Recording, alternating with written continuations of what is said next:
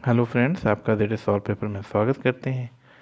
दोस्तों, राज्य की उत्पत्ति के विभिन्न सिद्धांत में जो सबसे आखिरी है, जो लास्ट है, राज्य की उत्पत्ति का ऐतिहासिक या विकासवादी सिद्धांत है, जो कि प्रामाणिक माना जाता है। सभी सिद्धांतों में सबसे प्रामाणिक माना जाता है, वैज्ञानिक माना जाता है और एग्ज़ाम व्यू में भी इम्पोर्टेंट है। पूछा जा सकता है कि राज्य के विभिन्न सिद्धांतों में सबसे विश्वस्त प्रामाणिक कौन सा सिद्धांत है, तो आप इसी को बताएंगे कि राज्य की उत्पत्ति का ऐतिहासिक या विकासवादी सिद्धांत।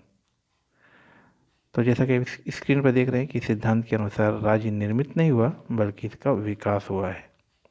ये सबसे इम्पोर्टेंट वर्ड कि विकास हुआ है, इसको बनाया नहीं गया है ना। राज्य के निर्माण में अपितु कई तत्वों ने अपनी भूमिका निभाई है, जैसे गार्डनर कहते हैं, है ना।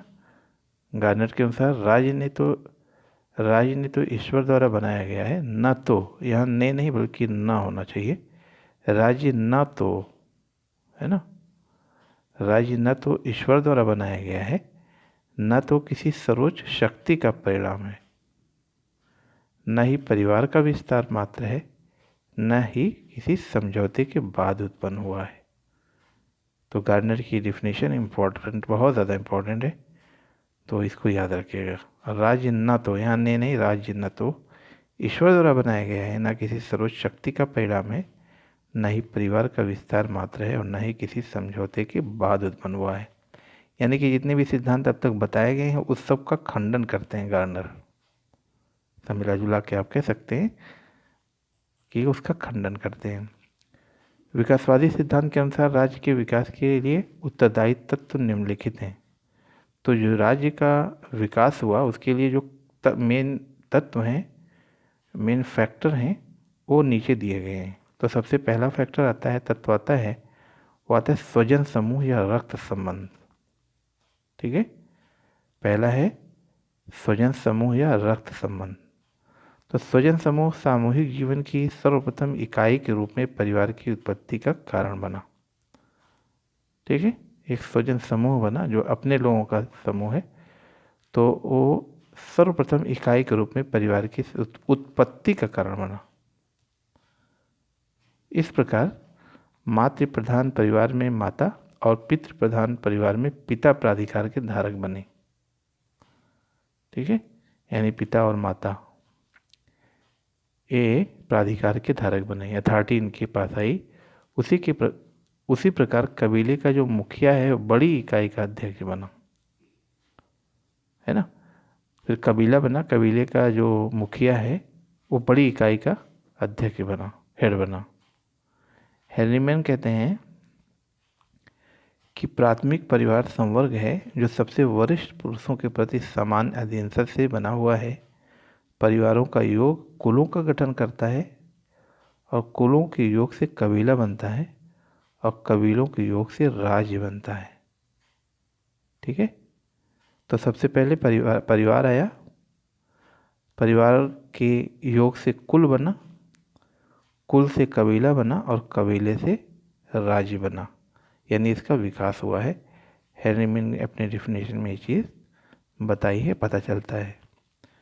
मैकाइवर कहते हैं कि स्वजन समूह समाज को जन्म देते हैं, स्वजन समूह समाज को जन्म देते हैं और समाज आगे चलकर राज्य को जन्म देते हैं। यानी कि परिवार से धीरे धीरे समाज, समाज से फिर राज्य बनता है। दूसरा तत्व है संपत्ति, है ना।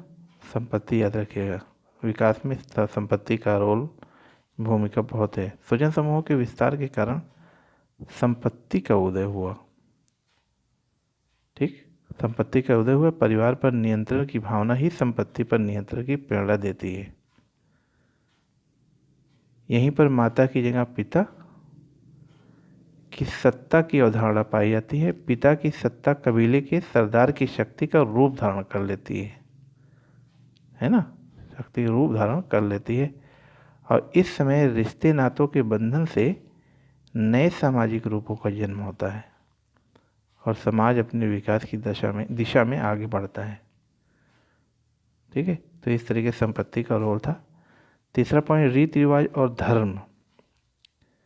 स्वजन समूह और संपत्ति के बंधन समुदाय के जीवन के सामान्य ढंग को जन्म देते हैं। यानी कि स्वजन समूह और संपत्ति का जो बंधन है समुदाय के जीवन के सामान्य ढंग को जन्म देते हैं, जो रीति रिवाज का रूप धारण कर लेते हैं। जब रीति रिवाज स्थापित हो जाते हैं तब उनसे सामाजिक संस्थाओं और नेतृत्व के प्रतिमानों का विकास होता है। ठीक है, इससे नेतृत्व धीरे धीरे एक संस्था का रूप धारण कर लेता है, जैसे धार्मिक कृत्यों को करने वाला पुरोहित बन जाता है।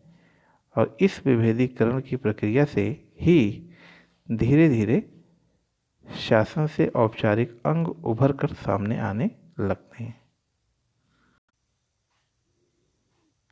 नेक्स्ट है शक्ति। जो लोग दूसरों पर शक्तियों का संचालन करते हैं और उन्हें निर्देश देते हैं, वे अपनी शक्ति और विशेष अधिकारों को सुरक्षित रखना चाहते हैं। फिर धीरे धीरे शासन की शक्तियाँ राजनीतिक स्वरूप धारण कर लेती हैं। राज्य के विकास में शक्ति की भूमिका युद्ध और विजय की गतिविधियों से भी स्पष्ट हो जाती है। शासन क्षेत्र का विस्तार हो जाता है, बल्कि राजनीतिक शक्ति भी सुदृढ़ हो जाती है। ठीक है, जेम्स कहते हैं कि आधुनिक राज्यों के बनाने में विजेताओं ने महत्वपूर्ण भूमिका निभाई है। तो जेम्स का एक कथन भी इम्पोर्टेंट है, एग्ज़ाम व्यू से ये इम्पोर्टेंट है, आप इसको पढ़ डालिएगा। तो दोस्तों, आप सब लोग को एग्ज़ाम व्यू से ही पढ़ना है, ना कि पीएचडी करने फिर आपको डॉक्टरेट की डिग्री नहीं लेनी है, बल्कि आपको कॉम्पिटिटर बनना है ना। जो एग्ज़ाम में आते हैं वही पढ़ने हैं। तो आप लोग कम टाइम में ज़्यादा पढ़ें, ज़्यादा चीज़ें गेन करें, ये बुद्धिमत्ता है ना। तो विकासवादी सिद्धांत में जो नेक्स्ट टॉपिक है, नेक्स्ट तत्व है, वो नागरिकता है, नंबर 5।